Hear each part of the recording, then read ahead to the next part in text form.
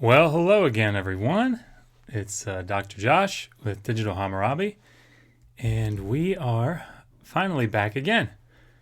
Uh, it's just going to be me today.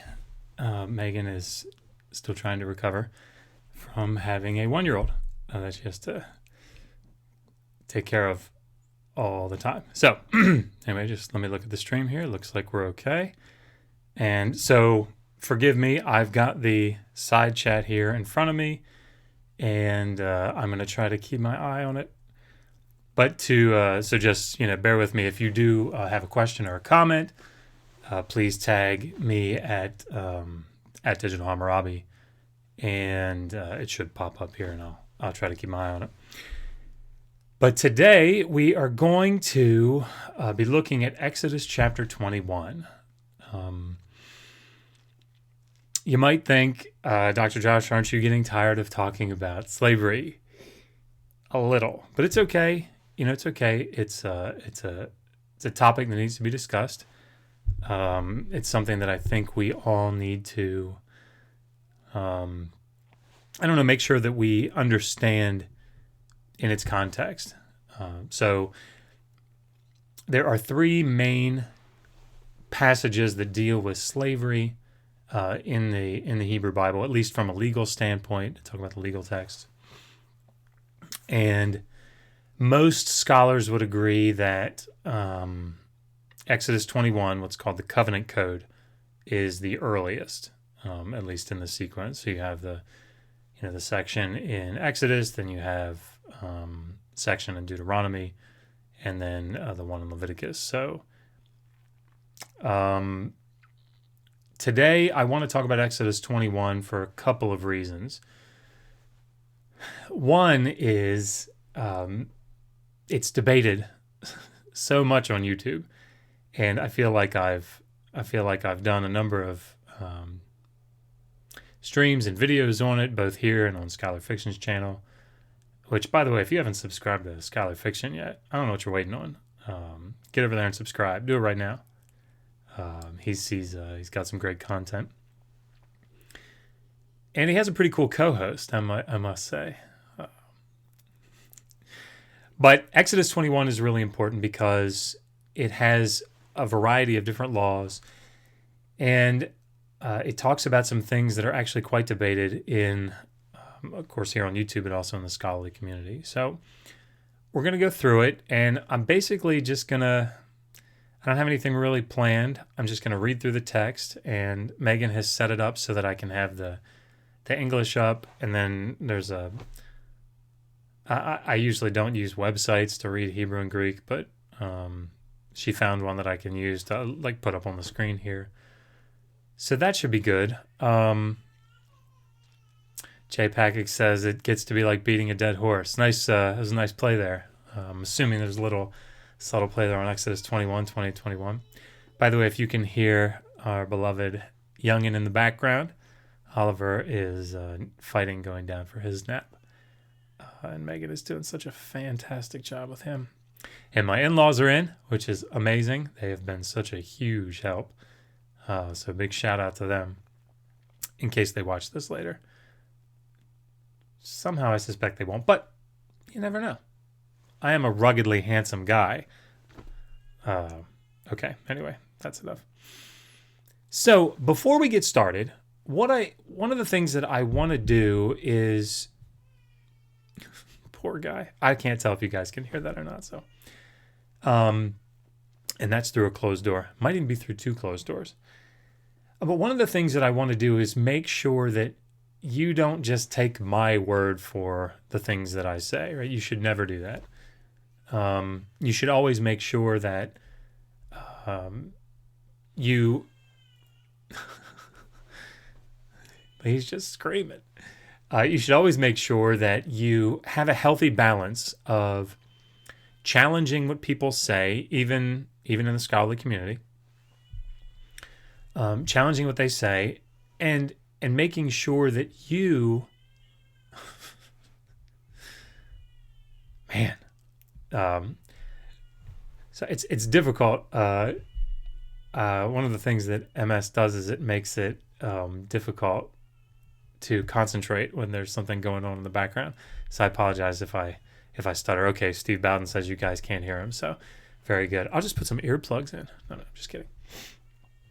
Okay, but so sort of a balancing act here, right? For people that are not specialists in the field, you want to make sure that you do two things, particularly if you're talking about a topic that's hotly debated, or you're going to be debating it. You want to make sure that you're widely read on the topic. I know that sounds like it should go without saying, but very rarely, if ever, on a debated topic, well, I mean, obviously, if it's debated, there are going to be different people saying different things about it. So you want to make sure that you read the secondary literature. When I say the secondary literature, what I mean is primary sources would be like reading from the Hebrew, from the Greek, from the originals, or from a critical edition or something.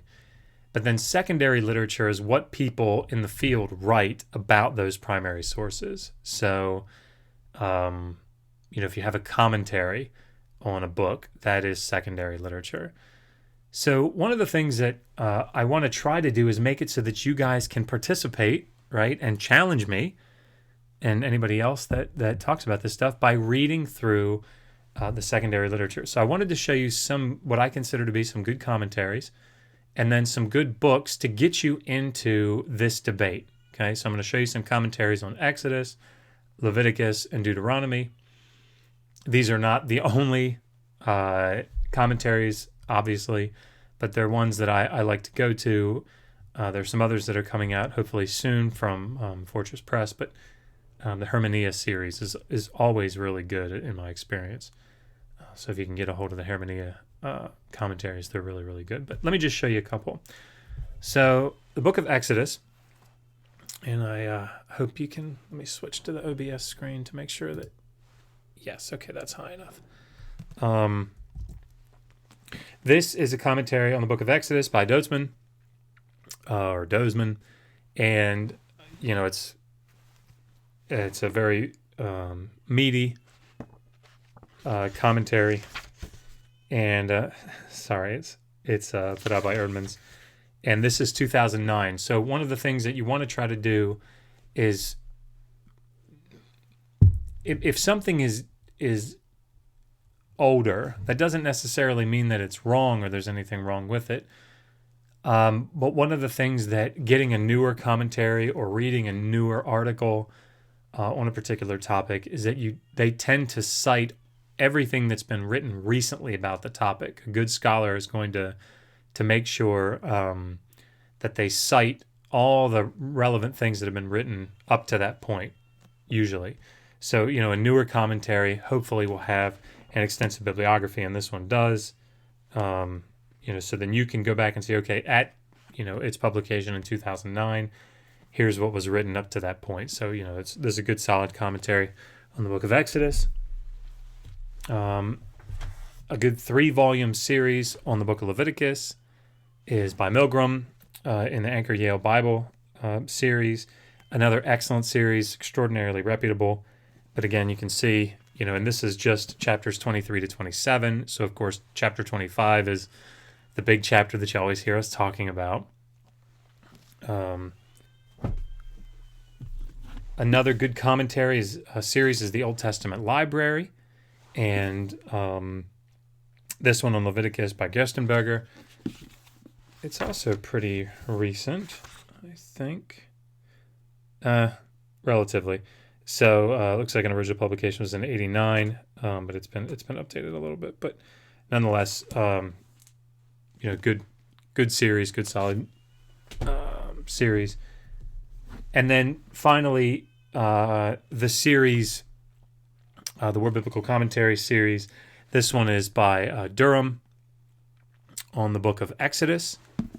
And then there's I think it's two parts. Make sure I get the glare out of there. Series or commentary on the book of Deuteronomy by Dwayne Christensen, who I believe is an evangelical. I know I keep saying that in these streams. But those are some good introductory commentaries And on the books that are going to deal with this particular topic.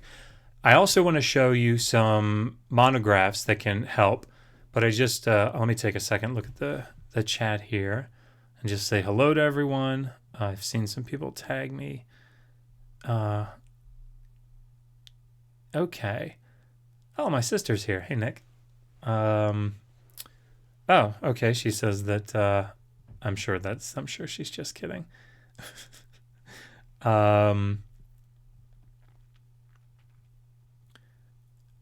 Jim Majors, does the Bible give reasons for permitting slavery?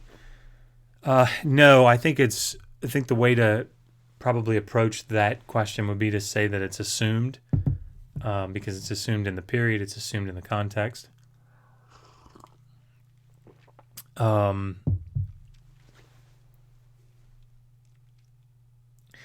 Sorry, I'm thinking through. Just to make sure I'm not remembering. I'm not remembering. I'm make sure I'm not forgetting something. Generally speaking, in the ancient world, slavery was a thing, and the biblical text is keeping with that. I think there are some laws in the biblical text that develop, perhaps, at least from the treatment of fellow humans, or people inside of a particular group. They tend to treat them a little bit better. There seems to be somewhat of a development. Sorry, I'm looking through the chat here.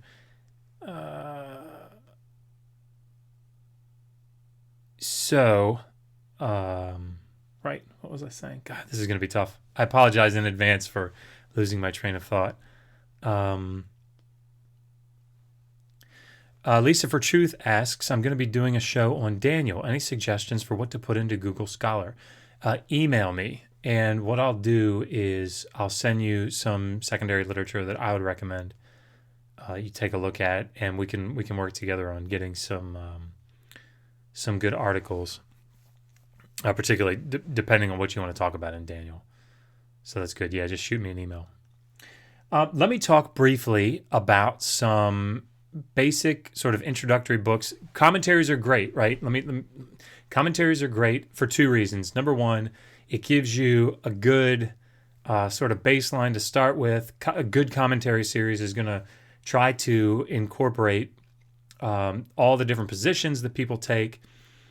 So if you have, for example, I don't know, here in Exodus 21, you're going to see that there's quite a debate. Are these debt slaves? Are these chattel slaves? Particularly in a passage like in verses 20 and 21. There are good people on both sides of that issue, right? And then there are some people that say it's both, or not. It's like it's not specific. So here, a commentary is going to be a good friend, right? Because you're going to be able to go to a verse, and it should tell you in any given passage, such and such scholars believe this, but then and here is the bibliographic information if you want to go read what they say. But then this other scholar holds to this position, and you can see what they say about it. Sorry, he was just really not happy today. However, there are times that commentaries tend to be more vague, and they have to be, right? They're writing about an entire book or an entire section of a book, and so they've got to move on to the next verse. Well, then there are other books, other monographs that deal in depth with particular issues. So Westbrook and Wells put together. This might have been written posthumously, actually, or put together posthumously. No, maybe just before Raymond Westbrook died. But Everyday Law in Biblical Israel. Oh, boy, that's really... Sorry, that's because of its color. It's sort of fading into the background. But Everyday Law in Biblical Israel, fantastic little volume. 150 pages, but he really lays out a good overview of the legal texts in the Bible. So sources, litigation, status and family, property inheritance, contracts. There's a whole So this is a really good introduction. It deals with all the different sections, in general about law in ancient Israel. Then you have an introduction to biblical law by Morrow, which is another. He takes a slightly different view as far as biblical law is consumed.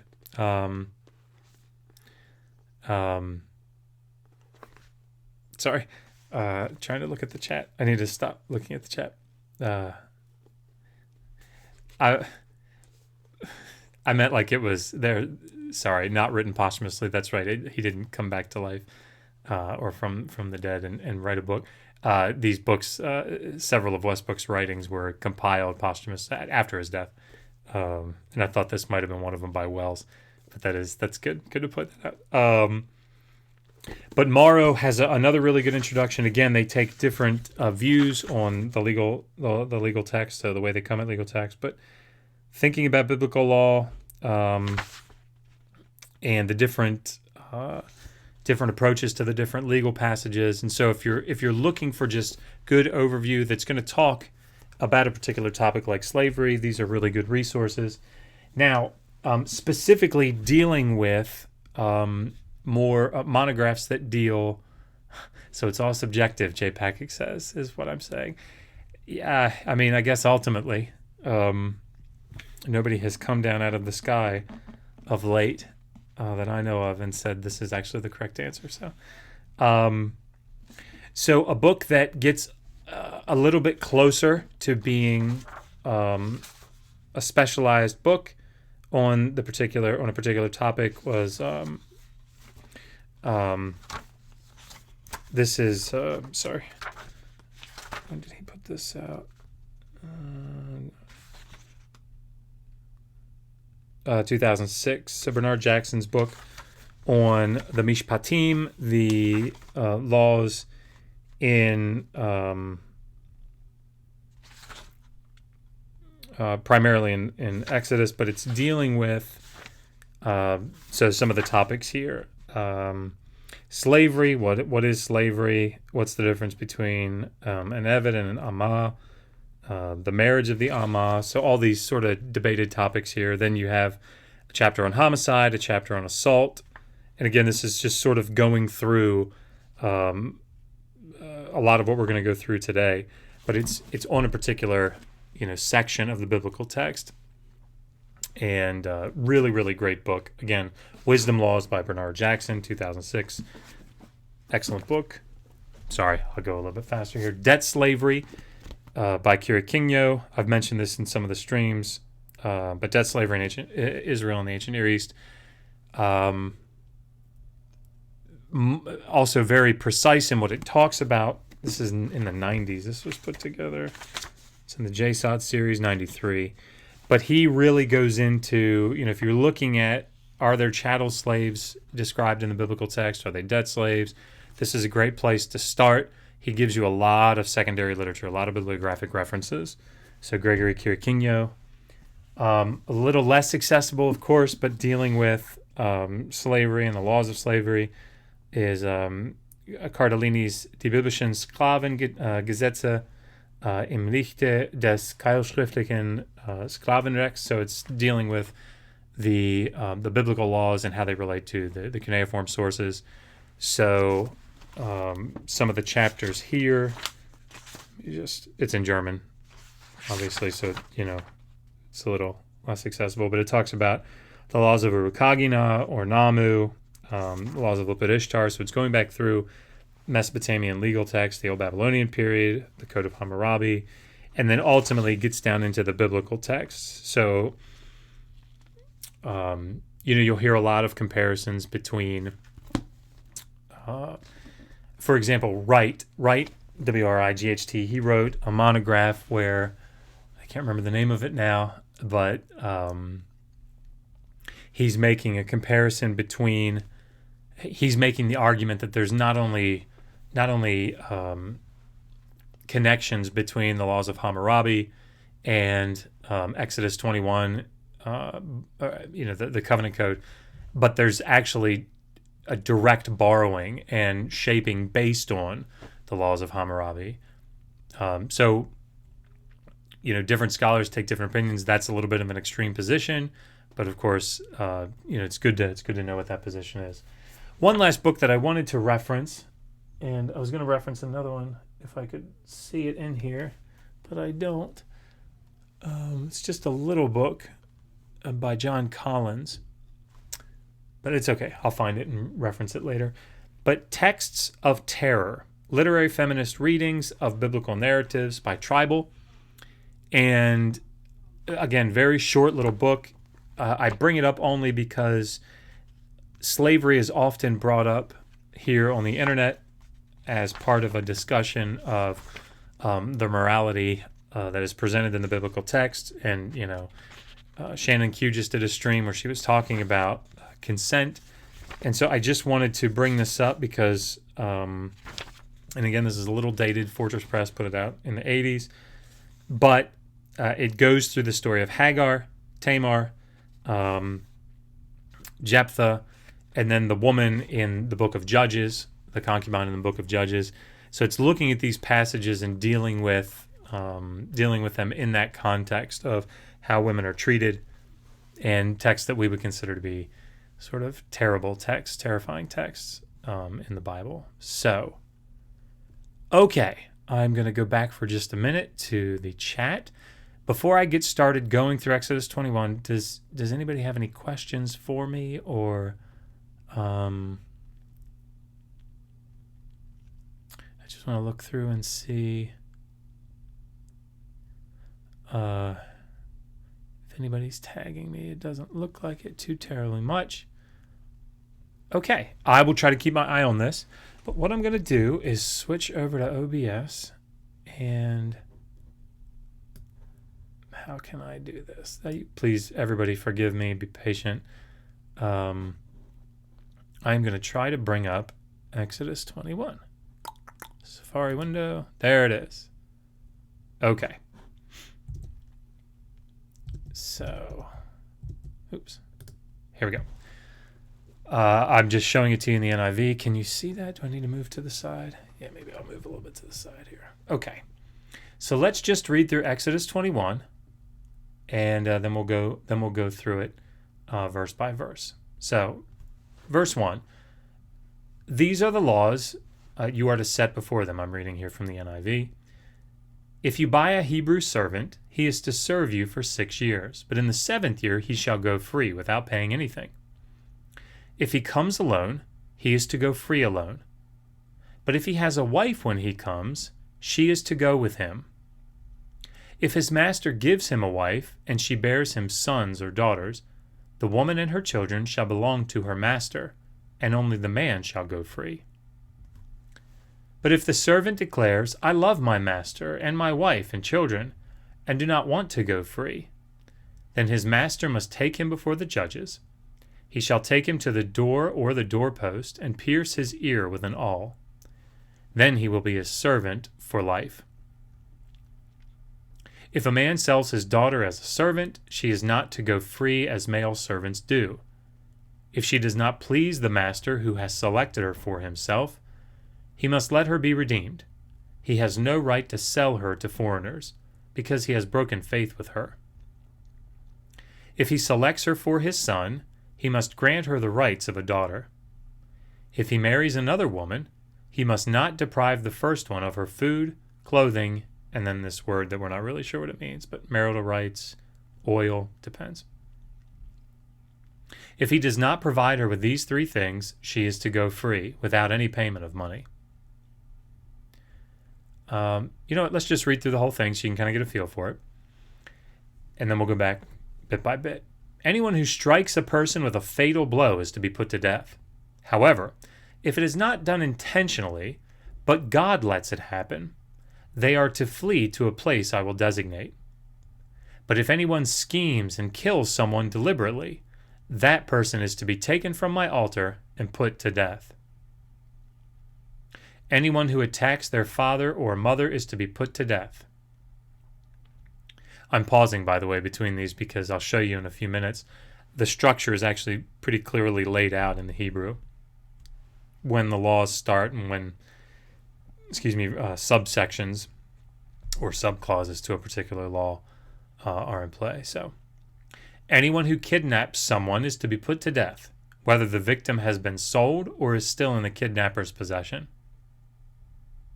Anyone who curses their father or mother is to be put to death.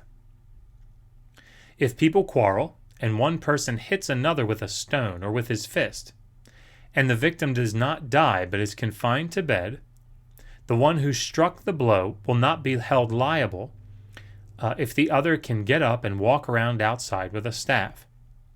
However, the guilty party must pay the injured person for any loss of time and see that the victim is completely healed.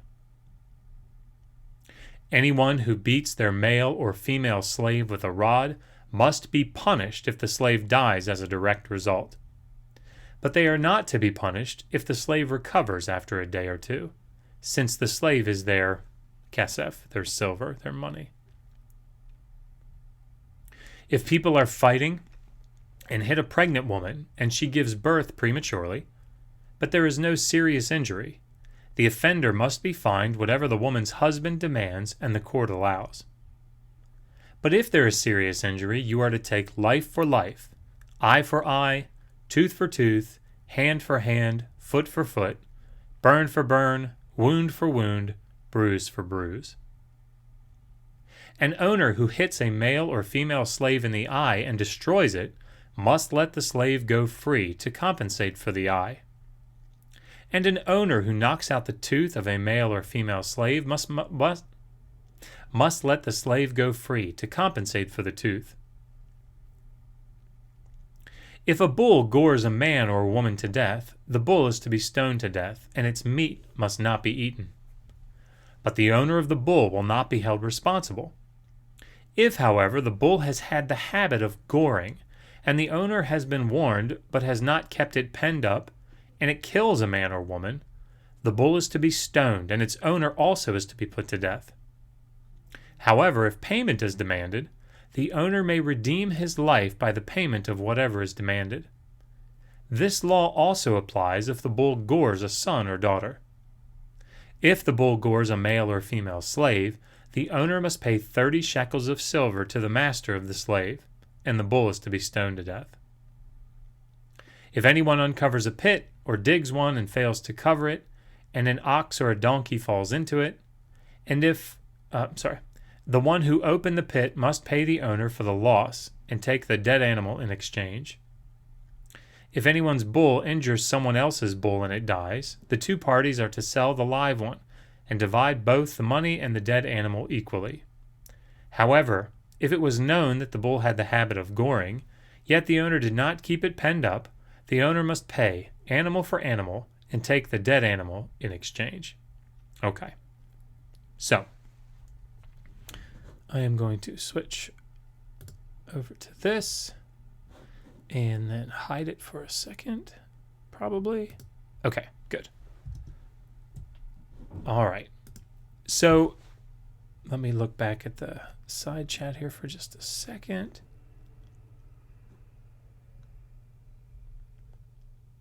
Oh boy. Okay, good.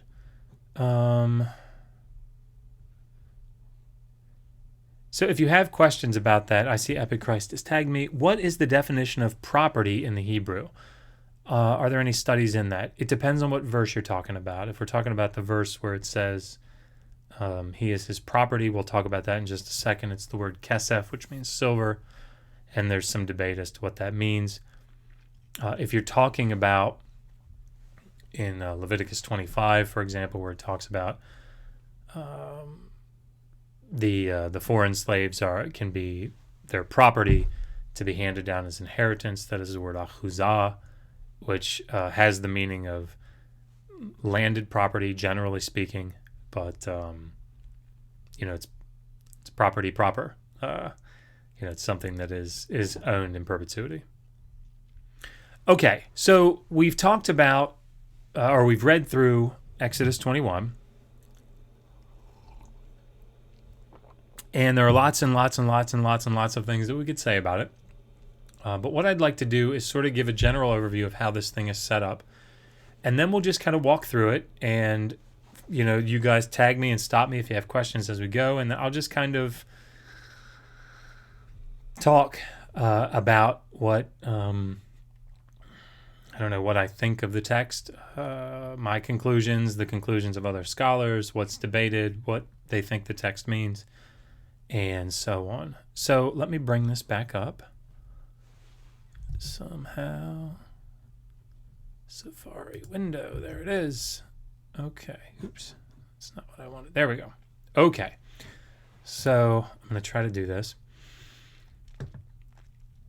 If any of you know Hebrew, I think I can turn this off somehow. Let me make it a little bigger. Hebrew. Okay. So if you look at the way this is set up,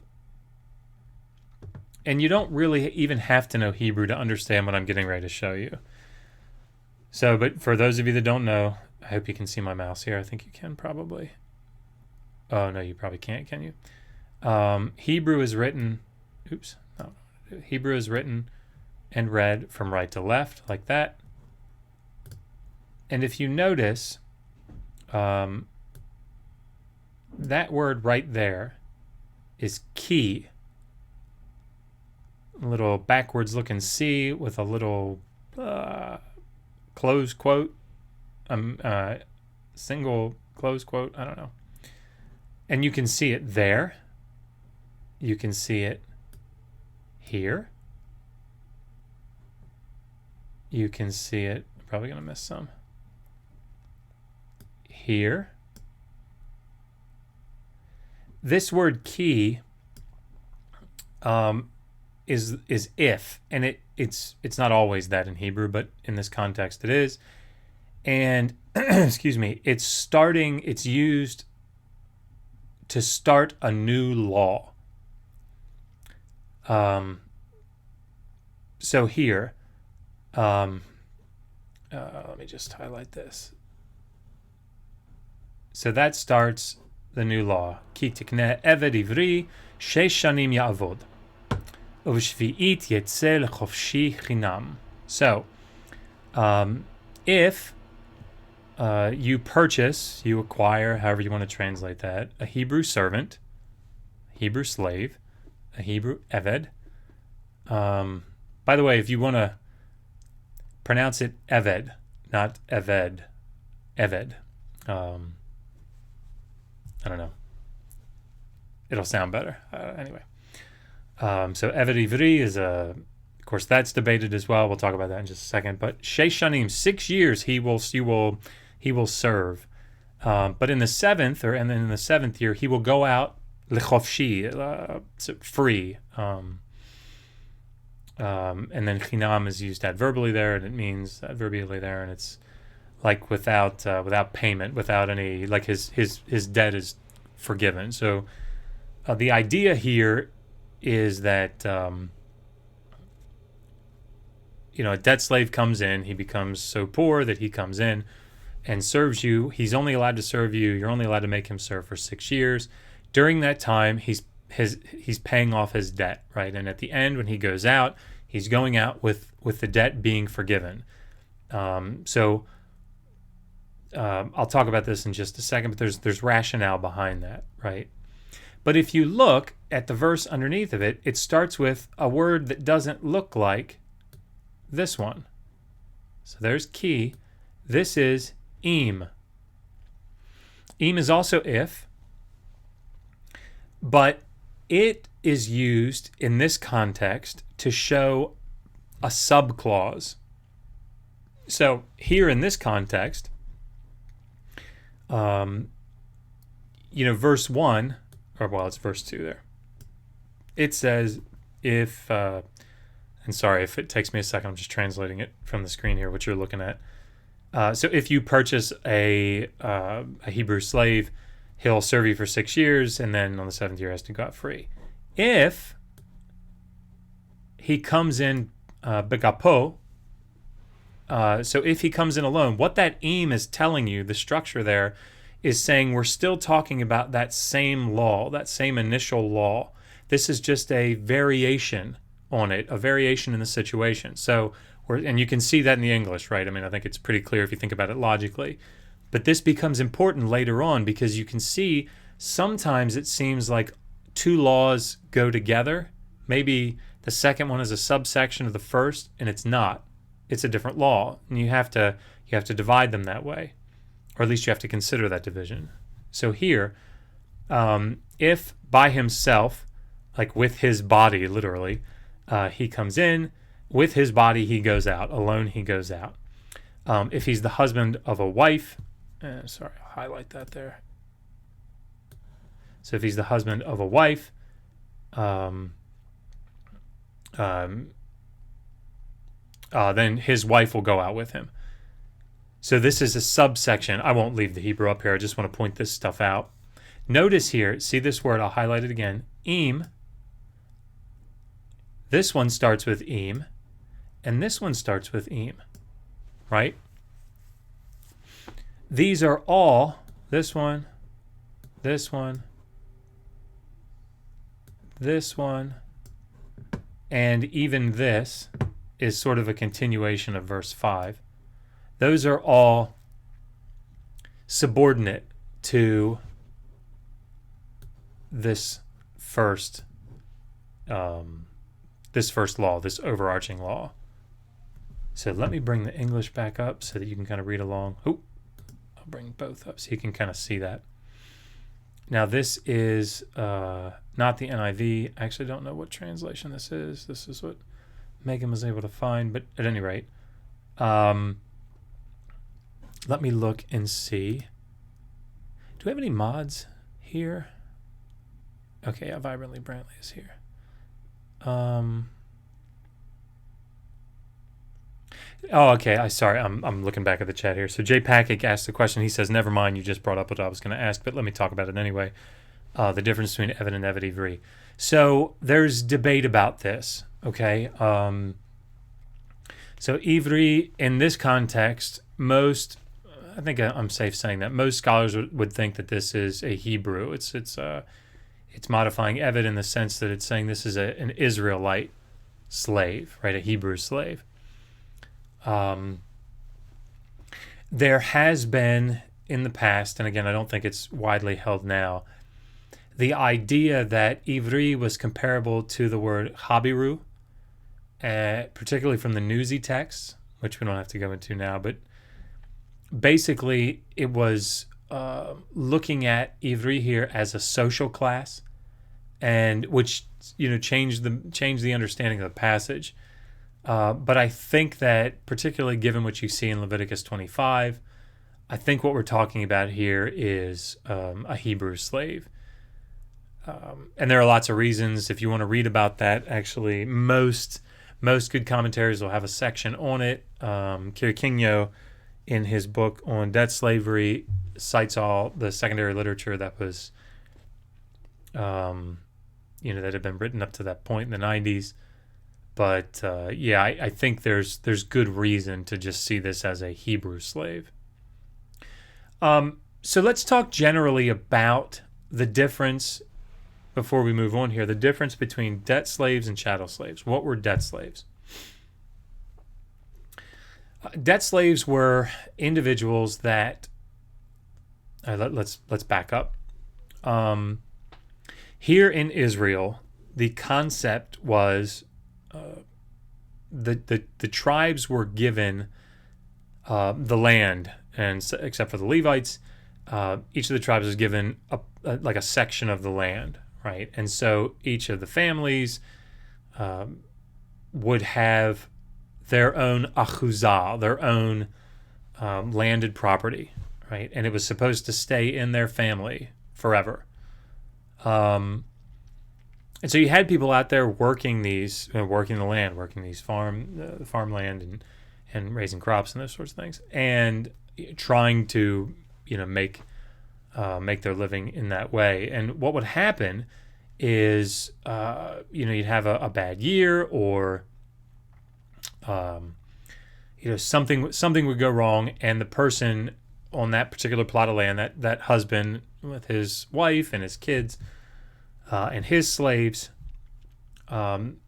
they wouldn't be able to make enough money to sustain themselves, and so they would take out a loan, right? They'd find a creditor, and they would take out a loan to keep things going. Not so much different than we do it today in that sense.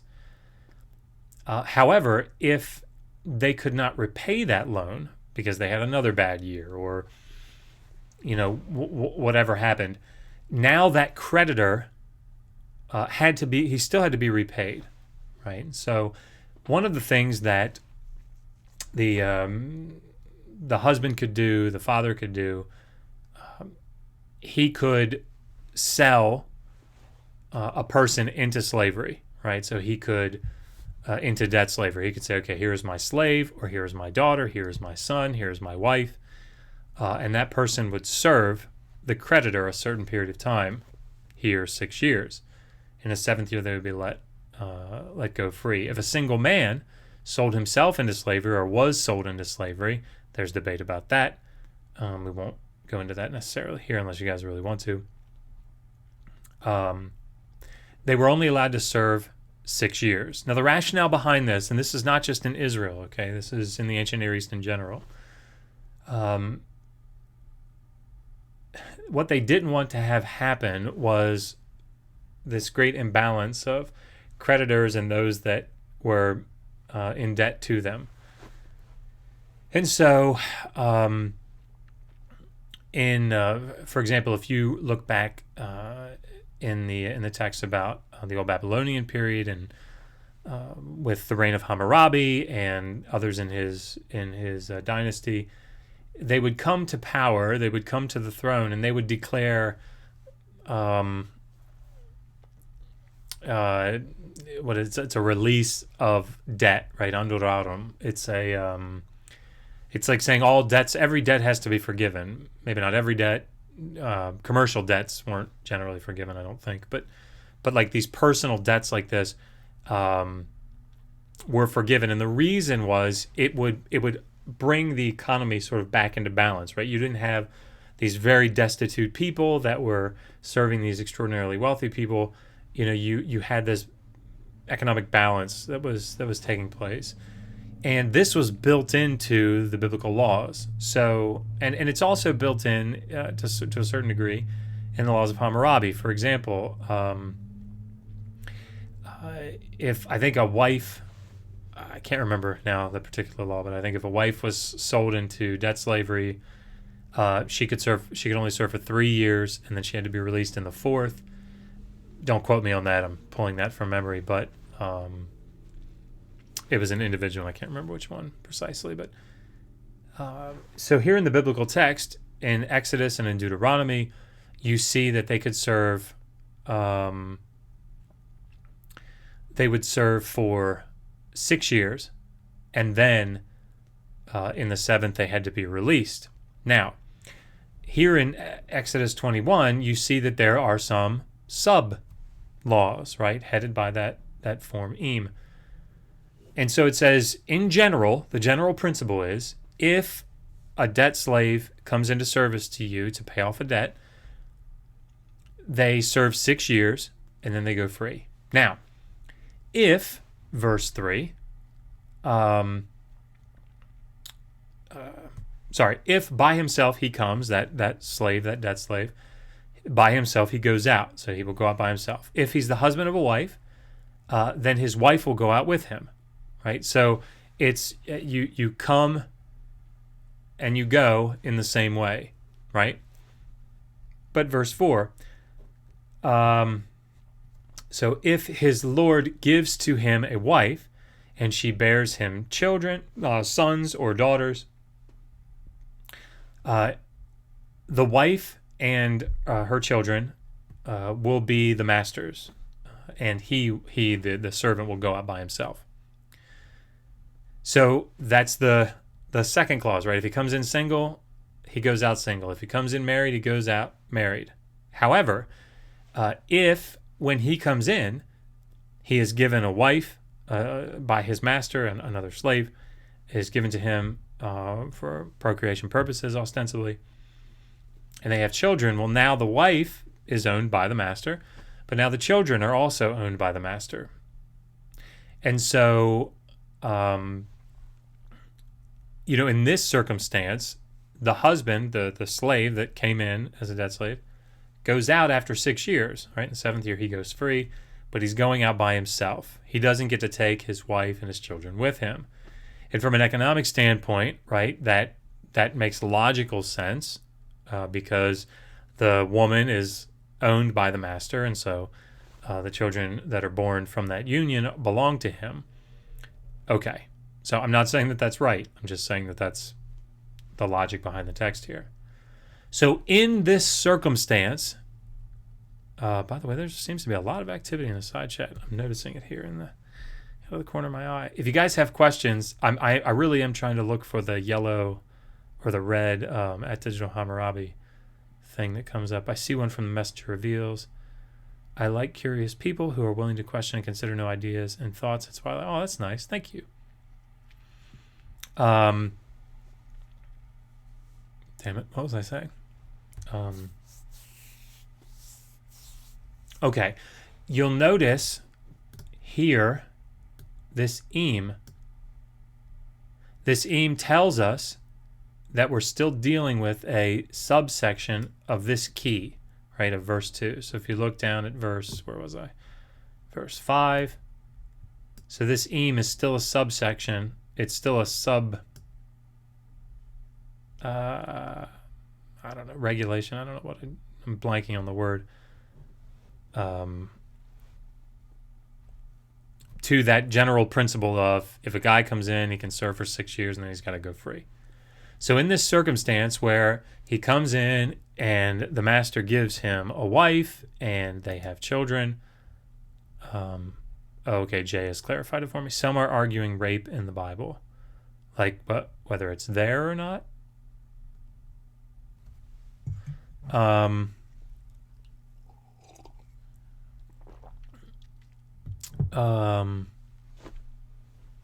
Yeah, we can talk about that if you guys would like to. So here in verse 5, as a response to this, right? We've set the precedent. The precedent is that if you come in single, you go out single. If you come in married, you go out married, right? But if you come in single and you get married to the master's slave and you have kids, you don't get to take them with you. They stay. They're the master's. So what's a guy to do, right? Verse 5, and if the servant will in fact say, I love my Lord, my master, Adoni, and my wife and my children, I will not go out chofshi, I will not go out free. If he, I see, Lucifer Truth says about a girl marrying her rapist. Oh, in Deuteronomy. Is that where it's at, Deuteronomy? Deuteronomy 22. Yeah. Yeah, that's fun. Oh, okay. I see some questions. Let me just finish this thought. So, his decision can be, I don't want to leave. I love my wife. I love my children. I love my master. I want to stay, right? Because I want to be with them. So this is the text. What the text is assuming here, the underlying principle behind the text is that if he either goes by himself and has to leave his family behind, right? Or he can stay and be with his family, but he then has to serve the master forever and essentially become chattel slave. By the way, when I use the term chattel slave, I feel like either this gets missed or ignored. I'm not really sure. When I'm using the word chattel slave, I'm juxtaposing it with debt slave. A debt slave is someone that maintains their the rights to the things that they own, right? What the master owns is his service, not his being, not his body, he's not property, right? In that sense. So, for example, if and you can read about this in any number of but Kerry King knows a really easy place to go to see this. Damn it. Sorry, I read something in the side chat and it threw me off track. If something happens to a debt slave, you can tell if it's a debt slave or a chattel slave depending on what happens to the compensation for that individual, oftentimes anyway. So if we're talking about chattel slavery, that chattel slave is simply the property of the master, right? So oftentimes you see this. This appears in the sense that they are considered in, like Leviticus 25, 44 to 46, a pretty good example of a chattel slave, someone that is inheritance, someone that is considered property and is called that as such, machuzah. But that's, so what I don't want to have happen is, oftentimes when the word chattel slavery comes up, what's brought to mind, and I keep hearing it over and over again, is antebellum slavery, right? People are going stealing people. Well, that's not the contention here. And I don't know anybody that argues that. Explicitly, and we read it here in Exodus 21, you can't kidnap people, right? So these are individuals that are selling themselves, or they're being sold. That's perfectly fine. Someone being sold to you that's chattel slavery.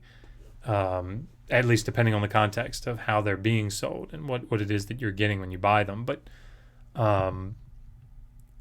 kidnapping doesn't have to be involved in order for there to be chattel slavery. So anyway, right. So coming back to this, actually I saw some things here. Okay. Rond Huso says, Digital Hammurabi, could you maybe do a discussion, or have you done one, comparing the different law codes and how humane they generally come across? We'll talk about that a little bit today. It's interesting because there are some things, I would say overall, the biblical text brings up the level of humanity. Overall. Not always, but overall. I think that's fair. In fact, there's a book. I'm not going to be able to remember the name. I read it maybe a month ago. But it's about the laws of... You know what? I'm just going to look it up real quick. But yes, I think that's a very good topic. But let me just look up the title of the book. Watch, I won't be able to find it.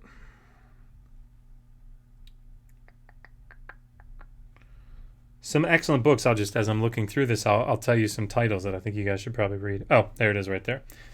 Human Rights in Deuteronomy. And let me get to the bibliographic page for you. Oops. Come on. So it's by Daisy Yulin Tsai. It's a De Gruyter publication. In Beiheftet zur Zeitschrift für die alttestamentliche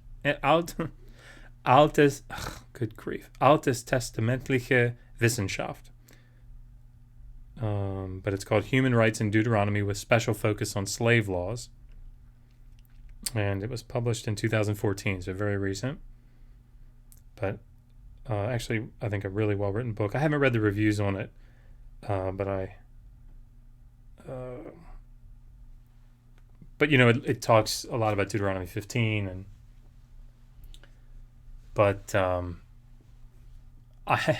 argument that you're going to see in places like that is not that they're being really humane, right? That's not the point. It's that there's a development in treatment of individuals, or the considerations of individuals.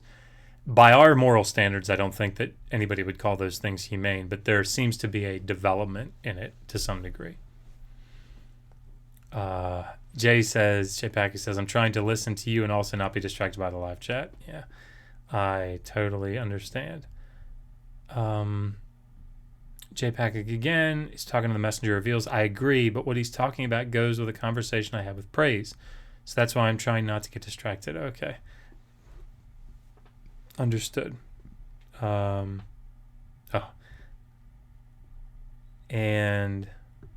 right. Okay. Sorry. We're good. I think I'm caught up. Oh boy, what was I talking about before I started? Okay, well, let's just go back. So, right. If the servant determines that he's going to stay, then, Jay, I see your question. I will look at it in just a second. If he determines he's going to stay because he wants to be with his wife and his children, ostensibly, that sort of, there's been this idea floating around of late that, that slave, once he's freed, since it's just a 9 to 5, sort of thing, he could go out and he could, he's going to be in the area. So, he could live with his wife and his kids in a separate home. It's not like he's going anywhere. He can be with them, because they just go work during the day with the master. Well, the text is setting up a circumstance where that's not the case. And I think you can see that also in 1 Kings 6. Oh boy. With, it might be 2 Kings. But Elisha, it's got to be 1 Kings. It doesn't have to be 1 Kings. Let me look. It doesn't matter. I'm not gonna. You guys can look at that. But where Elisha goes and fills the jars with oil because her her creditor, her husband has died, and she owes her creditor lots of money, and so. The creditor is going to come and take her children away to work as slaves, right, to pay off that debt. And so here Elisha comes and fills these empty jugs with with oil so that she can pay off her debt. Well, the idea, it wasn't like the boys were going out to a job. They were going to be coming back that night, right? So I think it would be inaccurate to assume that in any way there was no real motivation, or that the motivation that the slave here in Exodus 21, the male slave, the reason that he's serving for life is because he wants to be with his wife and his kids. That's the reason, and that's what the text says very clearly. And so you have to take from the text that would not be an option otherwise. So, okay, so verse 6, then his master will bring him to the Elohim. That's debated what it means. Boy, we're not moving very quickly, are we? Sorry, everybody. He's going to bring him before the Elohim. This might have to be a two-part thing. And so Elohim there could mean the judges. If you look at rabbinic literature, that's generally how that's understood, the gods, the judges. It could also be the household gods, although I think you can see that in I think the Newsy text as well. There's some parallels there, but I don't think there are many people that would hold to that. Or it could just mean take him before God, which would be to the tabernacle. But at any rate, whatever it means, it's not terribly important here. And he will bring him to the door or to the mezuzah, to the the lintel, the doorpost. Or not to the lintel, to the doorpost. And he will bore, his master, his Lord will bore his ear through with an awl, and he will serve him la'olam. And that word olam there is, we would translate it forever, not in the philosophical sense, like time without end, as in, again, I say the philosophical sense. I think that would be a fair way to say it. But what it means is the idea of olam there in most of these contexts is like the word ionos in Greek. It has the idea of the future with no end in sight. I think that's probably a fair way to say it. The future with no end in sight. So God's covenants are made, la'olam. The Brit Olam is the eternal covenant. So, it's for the future without end. That's the idea. So he's going to serve him forever is how we would say that. Okay. If you guys have questions about that, please let me know. While I wait a little bit, I'm going to move. I guess I won't be waiting. I'll move on to verse 7. So if you look here, Key starts a new law. right? So even though it can be related to the previous law, it's no longer im, right? These ims here and here. Oops. It's that they're not, this one's not an im, this is a key, so it's starting a new law. So if a man sells his daughter as a amma, as a maidservant, is fine, I guess. She will not go out as the male servant or the male slaves do. That's the general principle, right? The general law. Im, underneath of it. So in that circumstance, so let's talk about that for just a second. Let me come back to the side chat here so I don't lose track of it.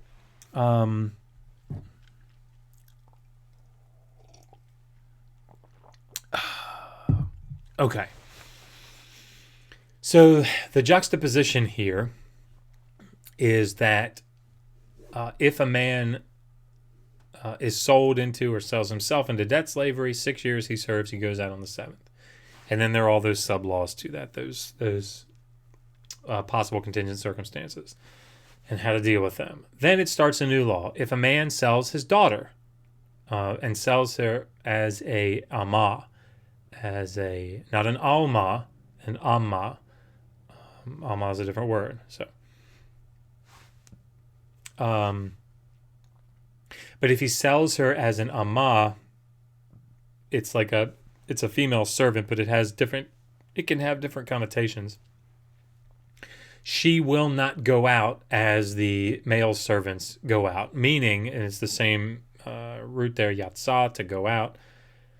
She won't go out free, right? She won't be released in the 7th year like the male servants are. Now people will point out in Deuteronomy that this is not the case, right? You have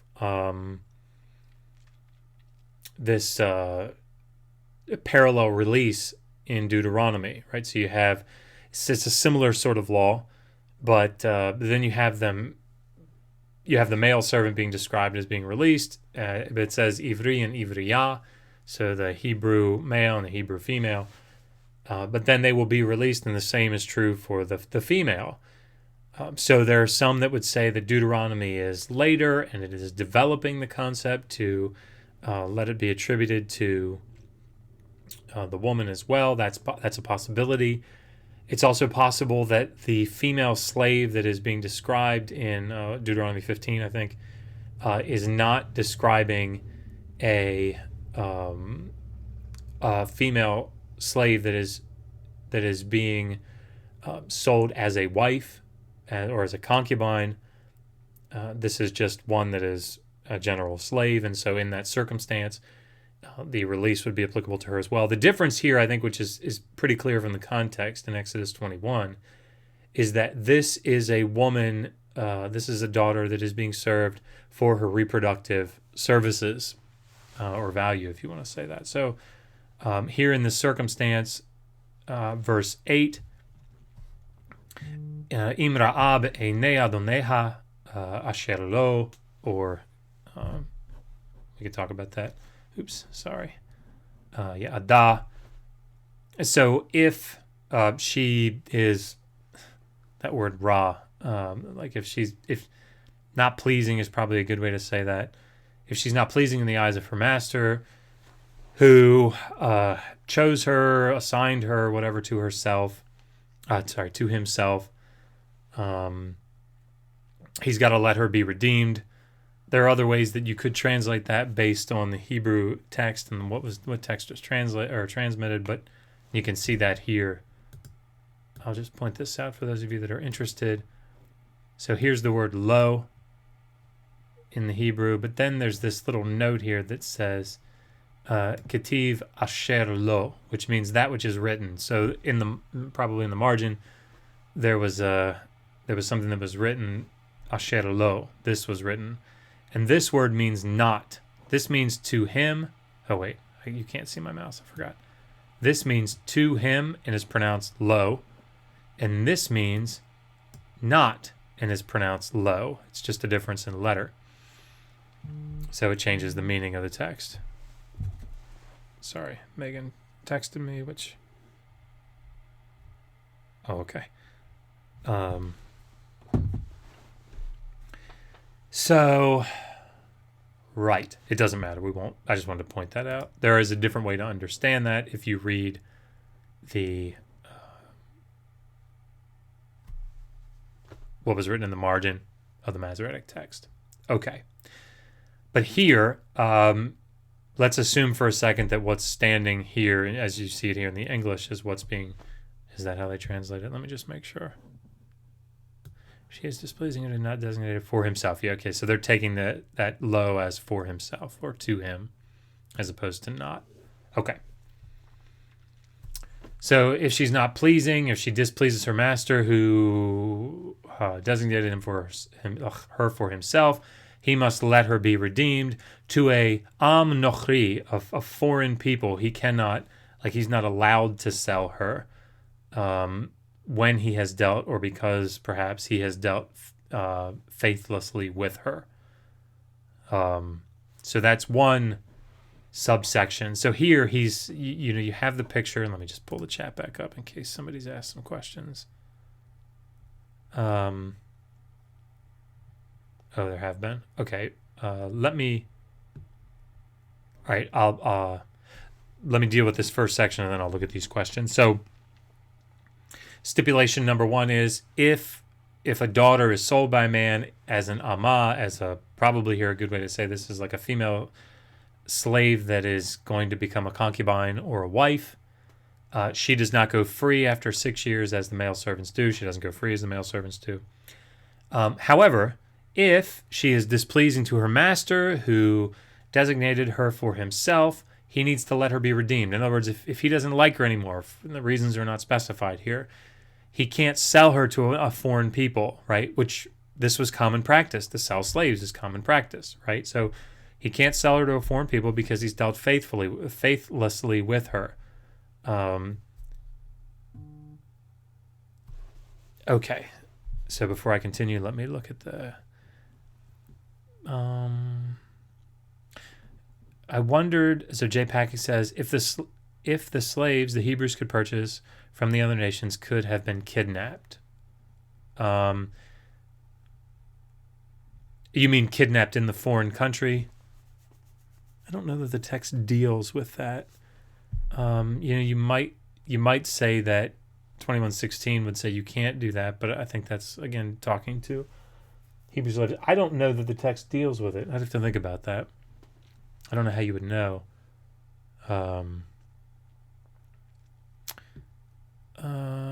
Let's see. Jinx 72. Abel Digital Hammurabi. Were Hebrews allowed to purchase slaves from other nations that were kidnapped? Okay, same question.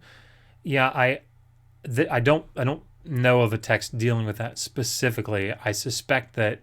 Okay, so here's what I will say.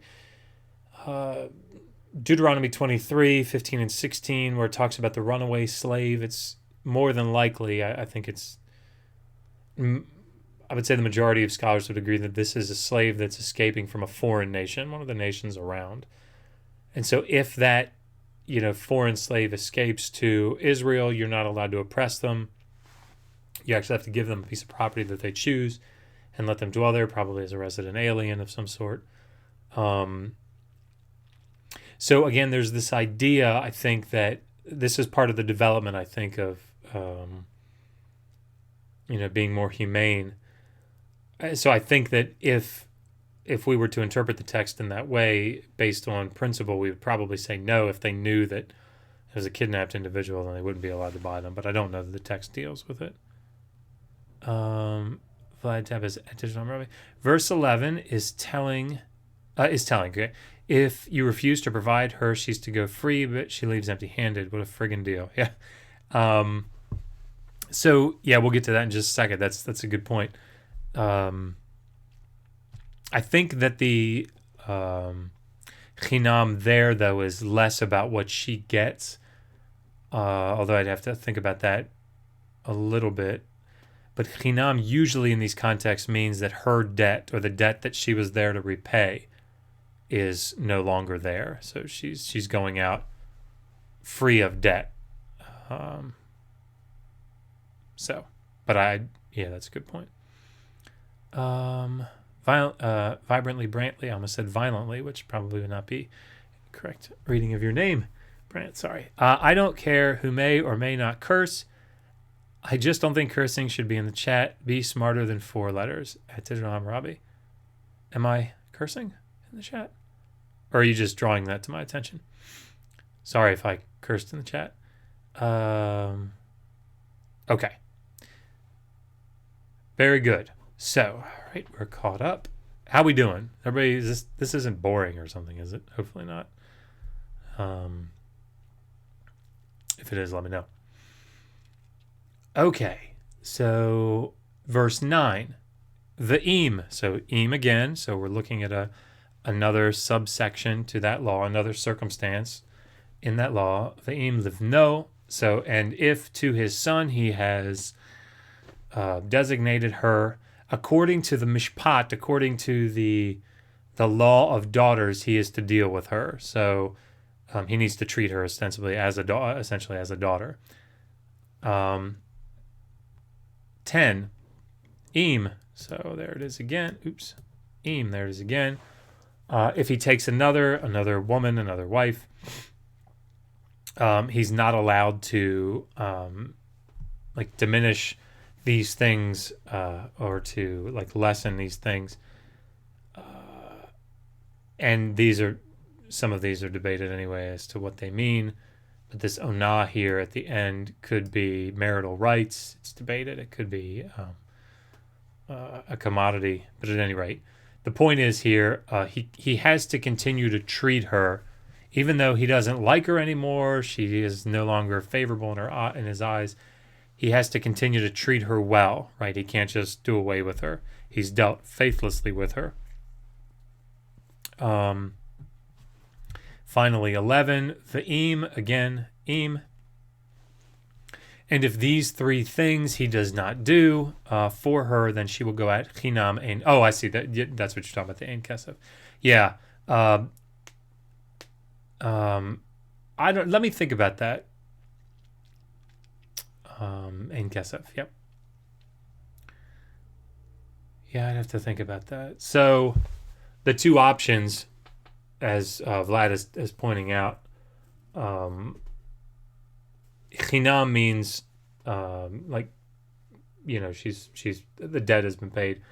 But here at the end where it says ein kasef, which is the word kesef right here, without silver, what he's saying is that this indicates that she's not given any money. She goes out and she doesn't have to.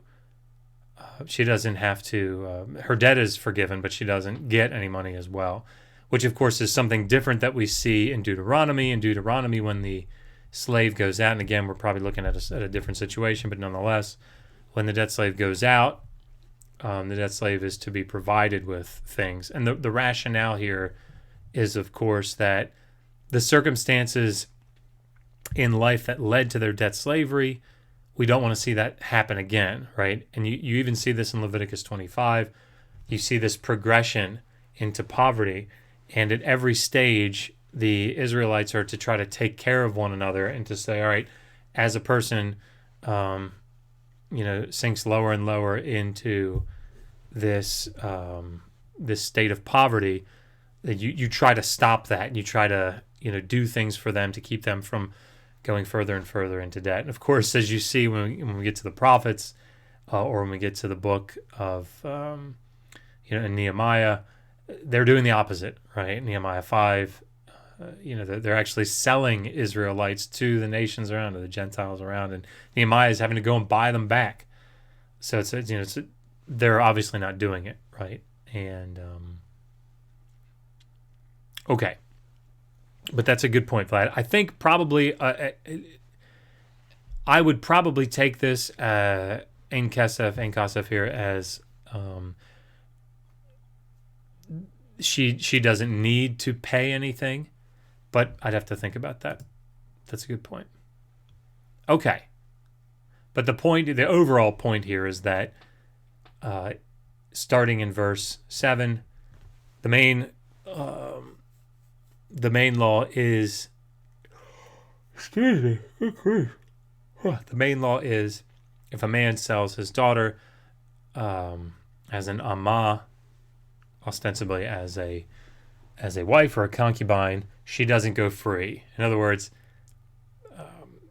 the 6-year serving rule doesn't apply to her. She does not go free. However, if he mistreats her, if he doesn't provide her with the things he needs to provide her, then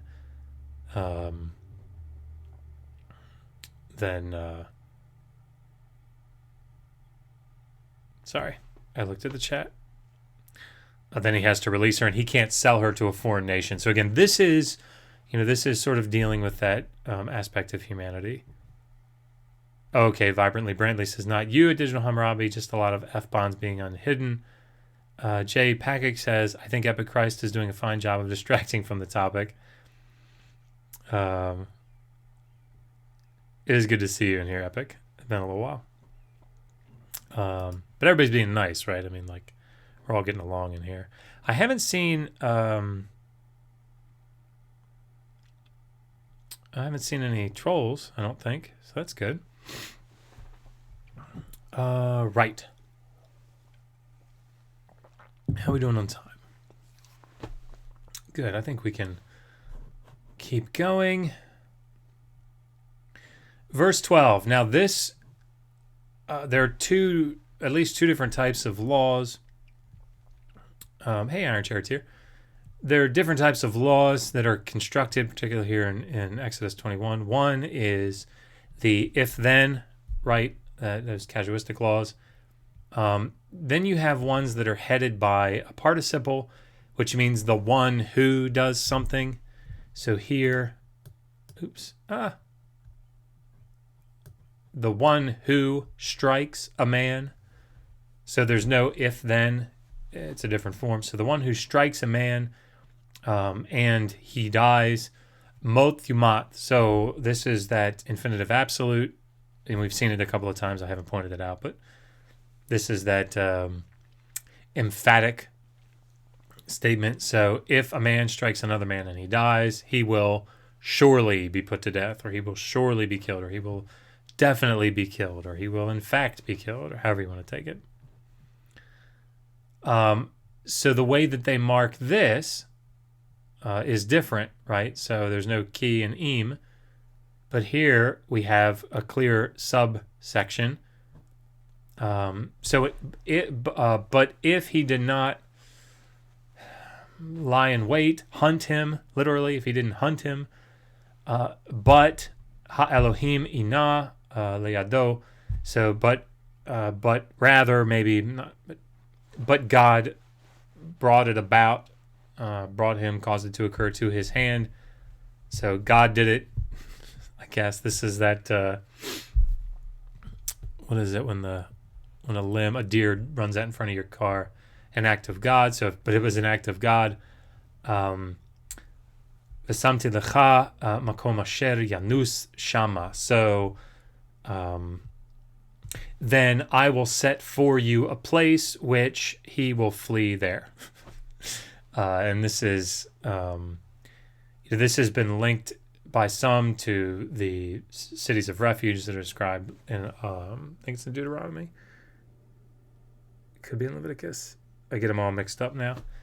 But this could also just be he flees to the temple or to the tabernacle. This is debated. But nonetheless, you have essentially here the main clause, right? The main clause is if somebody hits somebody and they die, and so it's intentional. I mean, this is just homicide, right, is what we're describing. Then he will be killed. However, if he didn't hunt him, if he didn't lie in wait, if it essentially wasn't an intentional thing, but God let it happen, like manslaughter, I suppose. I'm not a legal expert. I apologize. Then this... so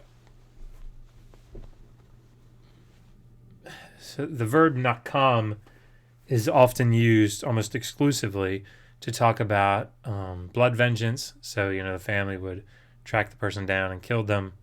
The person that killed someone from their kin,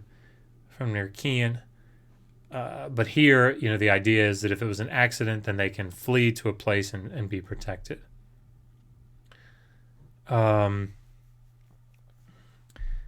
So here, key,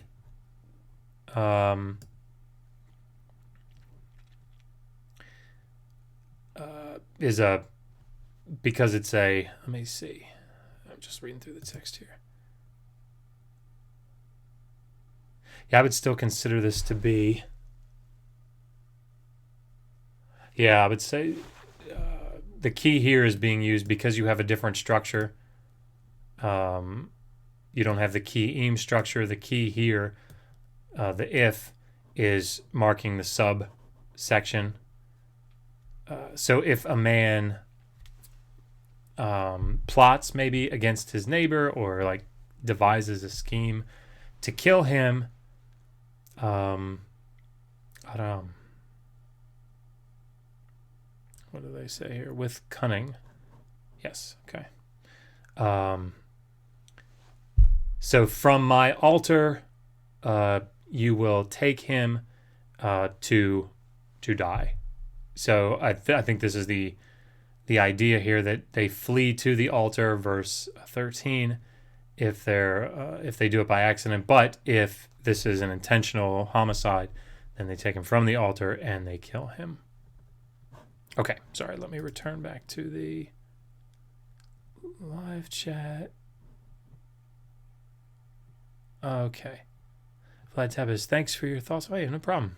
And I'll take a look and see if I can dig up some more on that. Jay Packett says, I'm trying to listen to Digital Hammurabi and not go off topic on rape or witches. That's fair. Jinxie72, Abel, why would people sell themselves into chattel slavery knowing that they would be property for life and could be treated badly? Yeah, so a couple of things that I think we need to keep in mind here. And I talk about this on Skylar's show. Balance in everything, right? I say that a lot in my life. We've got to be careful, on the one hand, not to excuse behavior by the ancients to the point that, we say, oh, nothing that they did was wrong because that's their context. I mean, so much of that is going to be, how we define the word wrong. But we also don't want to hold them to a standard that's unfair. And there's no question, we're going to see it here in verses 20 and 21, there's no question that the punishment of a slave is it's expected to be beating with a rod, right? That's what's expected. The thing is, it's also expected that children are going to be beaten with rods. So there are stipulations that are put in place, there are regulations that are put in place, and not just here in the biblical text, right, in the ancient Near East in general, that mitigate these circumstances, that make it so that there are regulations in place to keep, murder from happening, intentional homicide from happening. So, I don't know that. I mean, clearly from the text, we see that these regulations are put in place, these rules of release are put in place because they're beneficial to the person that is on the receiving end of them, right? You see in Nehemiah and in when they don't release the debt slaves, that's a bad thing, right? Not just for and not just for the prophet, right? For the debt slaves themselves, they want to be released, and then of course they get released, and then they go and pick them all back up again. And this is problematic. So why would they do it? I mean, I think the short answer is they didn't really have a choice. So here in the early part of the chapter, we saw that the husband had to make a decision. He had to say, I either get to stay with my wife and my kids and give up my freedom and join them, right, in their slavery, which, again, I don't want to say that this was like a horrific life. That's not what I'm trying to say, but it is slavery, right? I mean, you give up autonomy in that sense. Or he goes out and he loses his wife and his kids. And so, there are obviously times that I guess what I'm saying is that it's I think it's unreasonable and incorrect to say that they're the majority of the time that people, or even a large minority of the time, that people are excited about selling themselves into debt slavery. Right? It's not a position you want to find yourself in. And Leviticus 25 shows very clearly that God is trying to set out for his people, these rules to keep them from going into debt slavery, because it's not a fun thing. It's not like, some people have argued this is like a 9 to 5, and if you want a job, you're not just sitting on the couch. Well, that's nonsense. Okay. They're going into debt slavery because it's the last resort. And you can see that in Leviticus 25. It's like the end of the road. They've sold their property, and all these things are building up, and then finally they have to sell themselves or sell their family. They all go into slavery. That's why the year of Jubilee is put into effect, because it not only sends the family out, but it sends the family back to their own land, which they can begin to cultivate again. So, okay. Oh, there's a super chat. Pope Benedict. Okay. How are we doing these? Are we doing these with the Ken Hovind voice? I think we are. Yeah, Pope Benedict Rock for £2. Yeah, thank you, Pope. Okay. I'm here to help. I don't see any message, so I guess I'll have to come up with one on my own. Okay, so the water and the otter, they're there to show that evolution is false. Okay, I'm here to help. I'd like to see Michael Shermer saved, so. Okay. Lisa for truth. Okay, understood. Epic, be nice. Sorry, I don't mean to take sides here, but if you are being that, be nice. We can all get along. Okay. Sorry, did I? I'm not. Yeah, okay. Just want to make sure I'm not causing problems in here. Okay, where are we at? Verse 16. So v'gonev ish umecharo v'nimtza ve'ado mot yumat. I love Hebrew. So, and if another, this is another one of these participles, and if a man steals a man and sells him, and he is found in his hand, he is found in his hand, he will surely be put to death. So you can't steal people, right? No good. Sorry, a couple questions just came in. MJT 532, if you become a slave in year 6 of the Jubilee, do you get freed after 1 year? So the Jubilee is the 50th year. And yeah, this is one of the reasons that the text says some of the things that it says. So,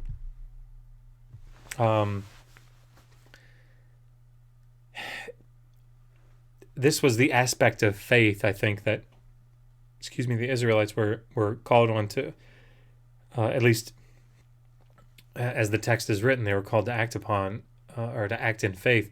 So if you loaned somebody money and somebody had to sell themselves into debt servitude to you in the 48th year, before the Jubilee, well, you might say, well, damn, they owe me a large sum of money, and I'm only gonna get a year of work, maybe 2 out of them, and then I got to set them free. And God says, don't think that way. Trust in me. I will take care of you. And of course, that's the message of the text. So, I sound just like him. Oh, I'm being a douchebag? Sorry, I'm confused. Sorry if I'm being a douchebag, everybody.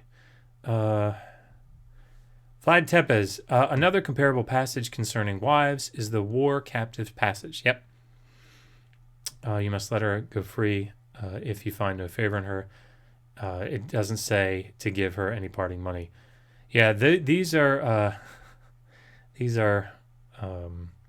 difficult passages, right? I think for anybody, and I hate the fact that I'm dealing so much with slavery and issues related to the treatment of other human beings. But it's necessary, because I think it's important to see that this is what the text is saying, right? You can't get around it. The war captive, this is exactly I mean, this is exactly what's happening. If you go to war and you kill all the men, we don't have to, go into this, but you kill all the men and the oh, that makes more sense, Lisa for Truth. Sorry, she says you sound just like Hovind. Okay. I'm not very quick. Sorry. And Messenger reveals. Okay, got it. Now, a little slow. Sorry, it's a little slow on the uptake. All right. Right. Well, let's move. So because I'm going so slow. It's been an hour and a half. Sorry. Right. Okay. Umekalel aviv ve'imo mot yumat. So the one who curses his father, and his mother or his mother, will surely be put to death. Not a lot to explain there. I don't think. I mean, we could deal with that, but sort of not what we're here for. So now we switch back. So if you notice, we've had, let's see, let me just pull it up. 1, 2, 3, 4 laws that are headed by these participles, the one who, the one who, the one who, the one who. Now we're getting back to ki and im, right? So the structure is changing again. So if men fight with each other, and a man strikes his neighbor, his companion, whatever, with a stone or with his fist or with a fist, but he does not die, but falls down upon his bed, lies upon his bed. If he gets up, so im, this is, oops. Yeah. I don't know if this is useful to have this up here. I'm sorry. I just want to show you guys the structure. If he arises and walks around outside on his, like a staff,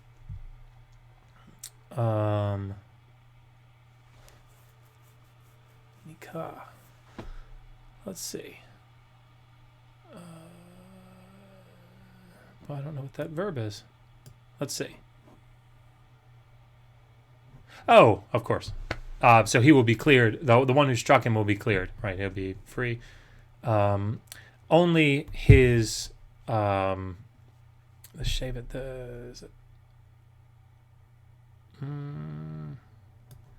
Wait, why am I blanking on that? Oh, from Yashav. So like his idleness. Yeah, his sitting. I have to look up that word. He will give. And he will, here's that infinitive absolute again, he will in fact, or he will surely be healed. Pay, essentially here the idea is he'll pay to have him healed. I see yellow. Oh, wow. Jay, thank you very much. There's a $10 super chat, and he says, no need to impersonate Hovind. Good job. Wow, I really appreciate that, Jay. Thank you very much. If you want me to, I've thought about doing some Adam Sandler stuff, like doing a Billy Madison voice or doing a, what's his name in the football movie? I'm blanking on the name of the movie even. I take a scotch and water, hold the scotch. You just make a joke, Bobby. Yes, I did. Or Jim Carrey. I used to do Jim Carrey for my family an awful lot. Oh, righty then. I just can't help myself. Anyway, sorry. Getting back to the more serious Dr. Bowen side. But seriously, thank you very much, Jay. That's very kind of you. All right. So here, if two men, the idea is if men are fighting and one hits the other but he doesn't die. Of course, there's a difference, right? If two men are fighting, if two men are fighting and one kills the other, of course, that's already been set up above what the punishment is for that. The water boy, thank you very much. Haley's fake name. sounds better when I don't have a cold. So here, two men are fighting, but he doesn't die, but he's restricted to his bed for a period of time. Essentially, the man that struck him has to make good on his medical bills, right, and to recoup his losses. Do you have any banaka? Sorry. Little Ace Ventura. Okay. Now the two verses that we've probably all been sitting here waiting for. Here we go. Let's try to do it. So, v'chi yakeh ish et avdo o et amato bashevet umet tachat yado nakom yenakem. So, and if, so new law, right? And if a man strikes his servant or his male servant or his female servant with a wooden rod, and they die under his hand, so like immediately, nakom yenakem. So this is that infinitive absolute we're looking at right here. You can see the same root, even if you don't know Hebrew, you can see the nun, kof, mem, those three letters, nun, kof, mem. Here they are again, nun, kof, mem. Same letters, right? This is a repetition of the verbal root.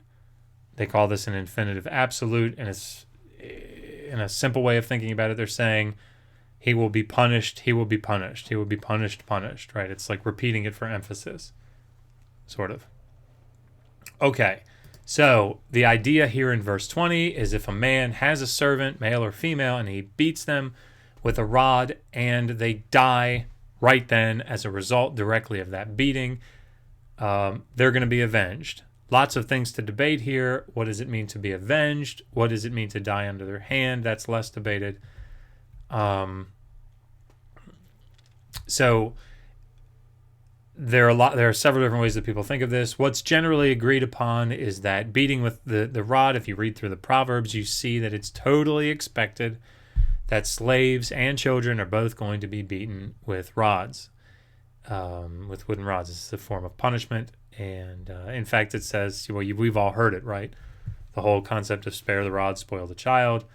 But this is what's expected. So if the sort of the consensus view here is that if a master beats his slave and the slave dies immediately, then it's clear that this was punishment that was taken too far, and it's been elevated to intentional homicide, right? It's been intentional killing. And so the resultant punishment here is nakom yenakem. He will be avenged. Well, the reason that this is difficult is that nakam, as we talked about before, normally means like blood vengeance, right? So it normally deals with the death penalty. It normally deals with person A kills person B. Person B's family then goes and kills person A. Blood vengeance, and that nakam is the verb that's used often to describe that. And so when you come to this passage, you think, if you look up all the different uses of the verb nakam, you're going to say, oh, well, gosh, this must be to kill, because look, kill, kill, kill, kill, kill. So why is that debated here? Well, part of the issue is that when you look back in these verses that talk about death, you have a different word, a different phrase, mot yumat, which uses the word to die, right? And it's and so you would expect if a man steals a man and sells him, he dies. He's put to death, right? If a man curses his father and mother, he's put to death. If a man strikes his mother, put to death. Why wouldn't they just say, if the punishment is the same, if it's the same idea, why wouldn't they just say mot yumat, right? He will be put to death. So the fact that they're using nakom yenakem, the nakam verb, it's argued that has significance, right? That this should be taken and understood a different way. And evidence for that, further evidence for that, I suppose, is seen in the fact that in other laws, there's a distinction between how a man or his children are recompensed, right? Are punishments that are meted out for them for wrongdoings against them, and those for punishments for doing something to a slave in the same situation. They seem to differ, right? Excuse me. So here, because this is being done to a slave, the idea is, okay, well, perhaps this nakom yanakain, this nakam verb, to be avenged, it's a variation on this. It's a lighter punishment. It's a different punishment because it is a slave that has been affected by it, or is the recipient of that crime is the slave. So, would this be something that the judges would mete out? It would be something that would be taken on a case-by-case basis. This is sort of the debate, right? There's no easy answer to that. I tend to think that it doesn't mean death, but you can read the back and forth in the secondary literature yourself. That I wouldn't say is really the big part, even though that is widely debated. Verse 20, I think, is probably what's more debated. So here, achim yom o yamim, yomaim, ya'amod lo yukam ki chaspo hu. So, however, if a day or 2 days, like after a day or 2 days, he gets up, that's one way that people translate that, or if he survives a day or two, tends to be the way that I understand it, lo yukam, he will not be punished. That's that verb nakam again, the nun is being assimilated into kov, but it doesn't matter. He will not be avenged because his kesef, his silver, his money is he. Okay, so what does this mean? What are the debated things? Before I get into that, let me just look at the live chat and make sure I haven't missed anything. Sorry, I feel like I'm terrible at... Oh, good, I haven't missed anything. Very good. By the way, how many people are watching? That's the one thing I can't see here. We got a pretty good crowd, or... appreciate you guys being with me. This is actually a lot of fun to go through this. I see people talking about my haircut. Yeah, I like it. I've been told recently that it's a little extreme. I guess that's possible. But yes, that's true. Megan does cut it. Okay. So what does this mean? So verse 21, does this mean, as I've already alluded to, that he gets up after a day or two? The word amad means to stand. So, wow, 65 people watching. You guys are incredible. Thank you. Thank you for joining me on this. So does it mean that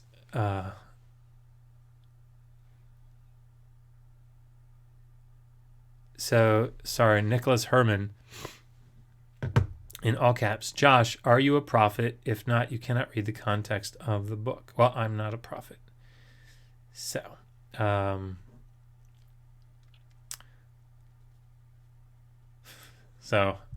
sorry, not a prophet. I'll just do the best I can, I guess. If I'm a prophet, maybe that would be better. Thank you, Nicholas, for right. Okay, gonna get back to the text. So, yom yamim, yomaim. So, the word amad means to stand up. So some have read this to mean that if he gets up after a day or two, and I used to argue this actually. This is how I initially understood the text. If he gets up after a day or two, then he's not to be punished, right? And that's what makes sense. That's what made sense to me. So if he dies under his hand, he's to be punished. But if after a day or two he gets back up, then he's not to be punished. So, however, this phrase also can be understood as he survives, right? So he survives a day or two,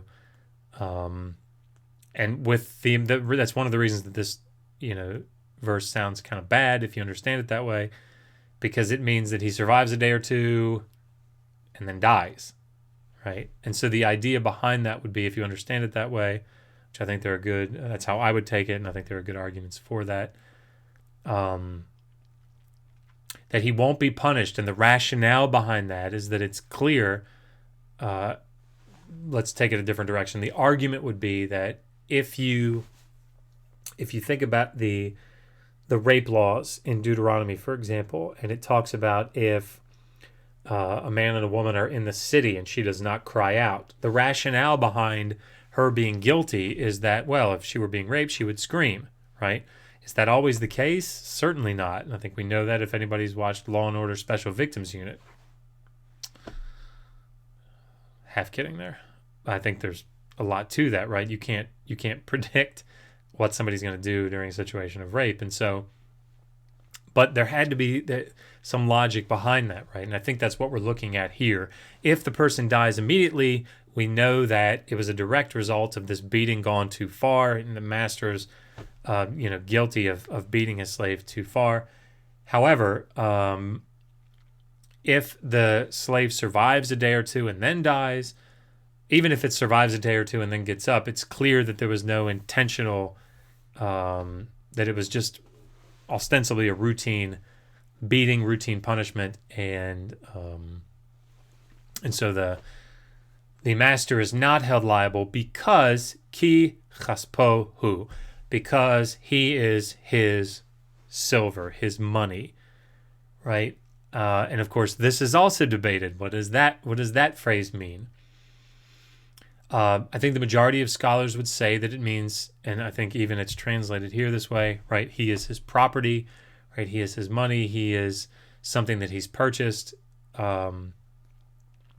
Hoffner, for example, translates it differently, understands this based on the Hittite texts, at least as an option, and says it could mean something similar to the previous law where, if you remember the previous law, it talks about if two men are contending with one another, they're fighting, and hits him with a rock or hits him with his fist, and he goes down for the count, but he doesn't die.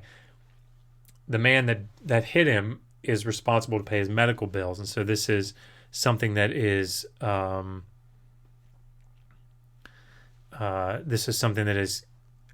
I think he would carry that over here. And so, well, it's possible that he will not be punished, he'll not be killed, he'll not be avenged. He probably understands avenged in that sense. I'd have to look of the death penalty. But he'll have to make good his fee, his silver, his money, his fee, it will be, is how he understands that. So his punishment will be the fee that he has to pay to make the servant whole. I don't agree with that position, and that's okay. Hoffner in his article offers it as a possibility, one of three. Actually, if you read through the text, if you email me, I can get you the citation. But nonetheless, those are sort of the options. So the way that I take that, I'll just read it one more time to show you how I take it. Verse 20, and if a man strikes, and if a man strikes his male servant or his female servant with a rod, and he or she dies, immediately he will be punished. The master will be punished, and I take that to mean not killed, but punishment that is somehow set based on the context.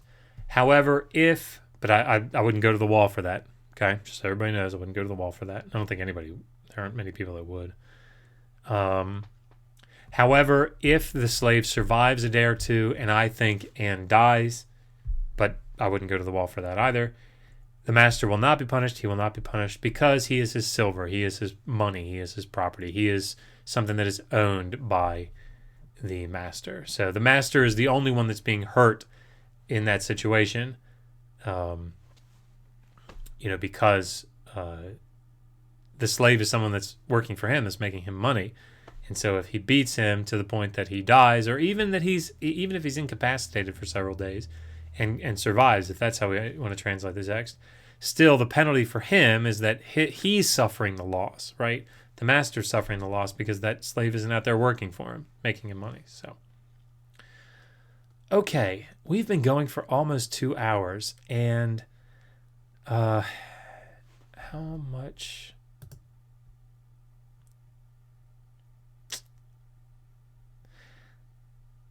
Boy, I kind of want to do this justice. Let me ask you guys, it would probably take me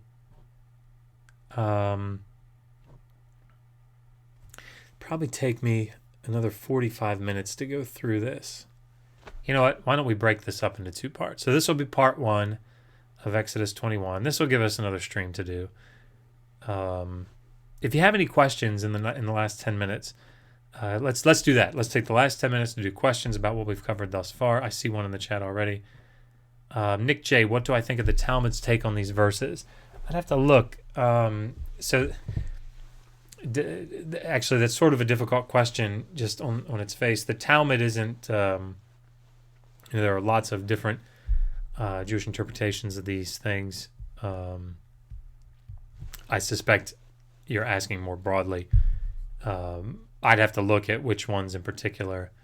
I can't remember in particular. In fact, if any of you know Brack, Brack is very well versed in. He's an Orthodox Jew and is very well versed in the Talmud. So, we've talked about this actually at length, and I don't think that he would claim that he has an expertise in the particular topic of slavery, but I wouldn't say that I do either, right? I wouldn't say that I'm like a great scholar on slavery, but I feel like I've read a fair amount about it, and I can read through the text. So, the messenger reveal says, if you have time, get it all done. Yeah, I just yeah, let's hold off on part 2.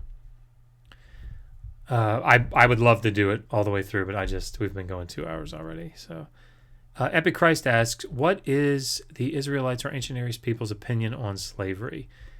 Yeah, that's sort of a large question. I would say in general, what they would say is that it was common practice, and that in general, the practice of slavery was not considered immoral in the sense that we would consider it immoral. And I think that these laws were put in place, and not just these, right? I think we need to be clear here. I have said thus far that I think that the biblical text elevates human rights in a sense, right, to some degree. That being said, I don't want that to be misunderstood as somehow the laws in the biblical text are, this level of morality that we would say is, impeccable. We see, and it's not that these laws don't exist. Some of these laws don't exist in the other ancient Near Eastern law codes. For example, Raymond Westbrook argued really, I think fairly conclusively, that there are stipulations on what you can do to even your chattel slaves under the laws of Hammurabi. And this is, early second millennium, first quarter of the second millennium BCE. So, for example, you can't just go do whatever you want to your chattel slave. There seems to be this misunderstanding that if a slave is considered property, if it's considered chattel, that means you can just do whatever you want to it.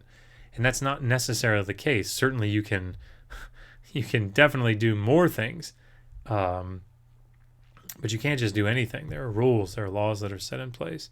Just like the guy said in, was it Heinrich? No, not Heinrich. I can't remember his name. But he says, you're a policeman. There are rules for policemen. So that's, sort of the same. And of course, oh God, what's Bruce Willis' character's name? John McClane says, yeah, that's what my captain keeps telling me. And he hits him. Anyway. Okay. Right. Epic Christ. Okay, I just did that one. Sorry. Enkidu 5. Have you given any thought or found any information on disqualifying David as king since his grandmother was Ruth? Ooh, I have not. You asked me about that, didn't you? I am a horrible person. Yeah, I'd have to think about that. And I said that last time, and I'm really sorry. I have to remember to do that. Yami Yamizuki, do we have a stream next weekend? There isn't anything on the calendar. Yeah, and actually this wasn't on the calendar either. I just said, you know what, I've got to do something.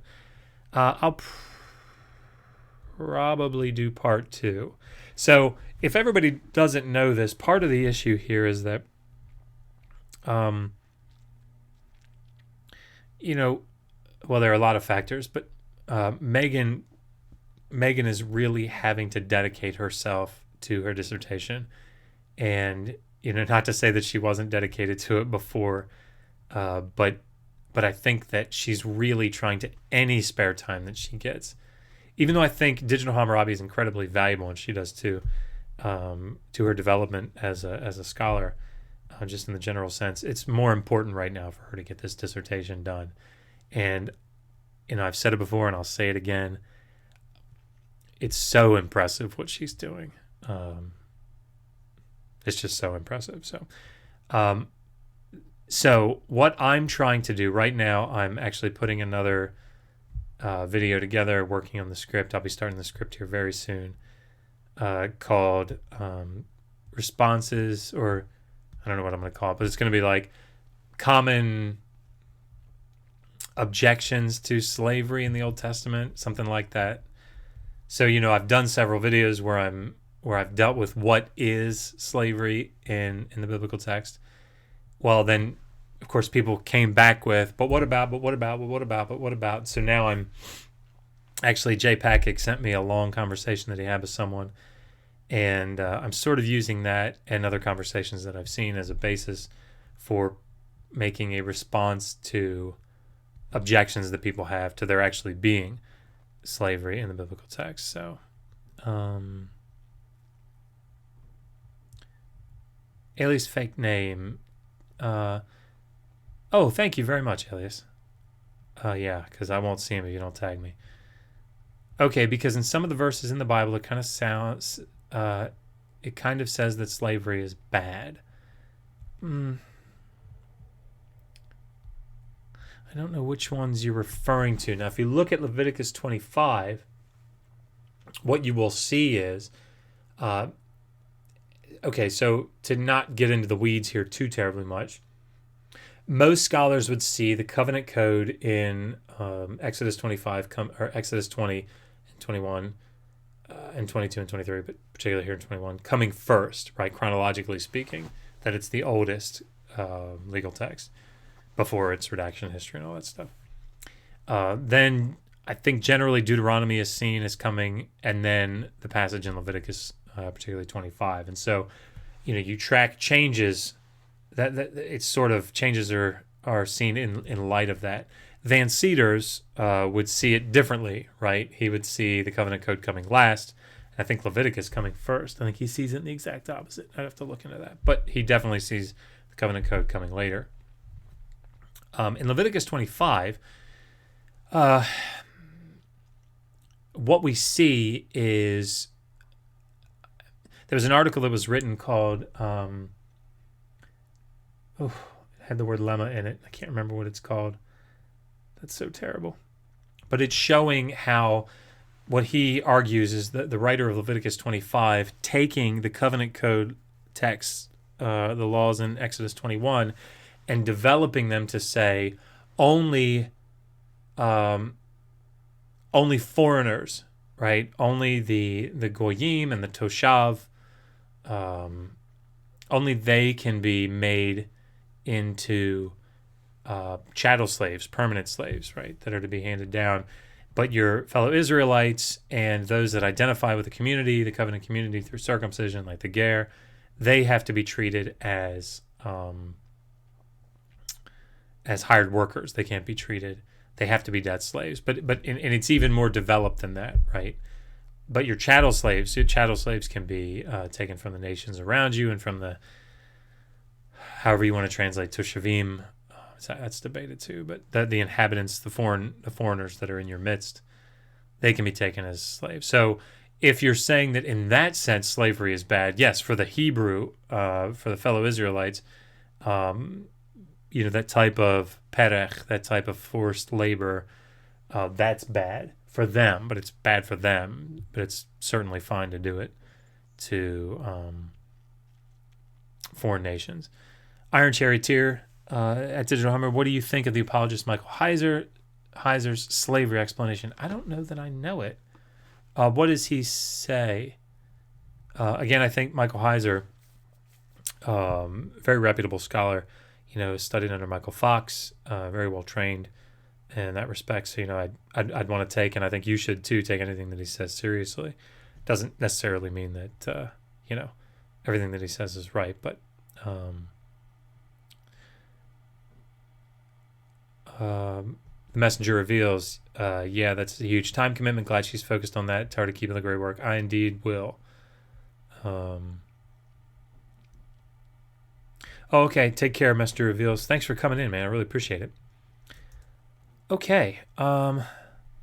So if there aren't any other questions, I really appreciate all you guys being here. And again, I don't know how many we have watching right now, but if it's anything like 65, that's fantastic. I just really appreciate everybody being here and hanging out. And I know that I saw Jay talking about how Jill has a stream going. Not that I'm advocating you going over there and watching it. Obviously, you can if you want to. I don't. But right. If you've contributed to.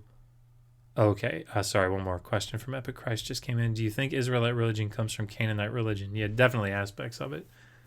I'm really looking forward to Dr. Ted Lewis's book coming out on Israelite religion. But if you guys want a good introduction to Israelite religion, Hess's book, I think it's called Israelite Religion, is really good. But at any rate, so we finished up, before I go, we finished up all of the... thank you guys so much for those of you that are heading out. Thank you for coming. We finished up all the interviews for the Humans Against Poor Scholarship, HAPS scholarship that we're doing. And so if you've donated, look for that email to come out or look for a link. And you can vote, vote for your top 3 that you want to see get the scholarship. So for more information, go to our channel, Digital Hammurabi, or our website, digitalhammurabi.com, or probably our YouTube channel has stuff on it as well. I thought I saw a question here. Oh, sorry. Last one, Ad Brower. Which English Bible translation do you consider best? Best is sort of if you're looking for something like readability that's getting really getting at what the text is trying to say, I love the NIV.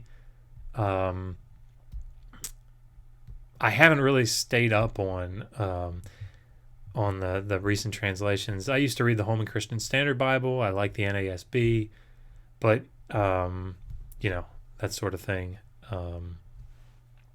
I like the NIV. I think the NIV reads the best for getting across what the text is actually trying to say. So, okay. Could you do a video, Jinx72 Abel? Could you do a video about the Bible contradictions from a scholarly point of view? We did that sort of a little bit in the video on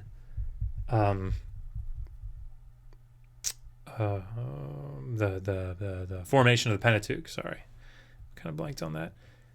So the documentary hypothesis and the different ways that the text theories about textual redaction, but we talk about a bunch of different contradictions, at least in the Torah. So you can check that out. But maybe I can put that on the list as well. To do something more in depth. Okay, guys. Well, it has been a blast, and I just really appreciate all of you being here. But I will go ahead and sign off, and until next time. Resist poor scholarship. Always ask, how do you know that? Thanks, guys.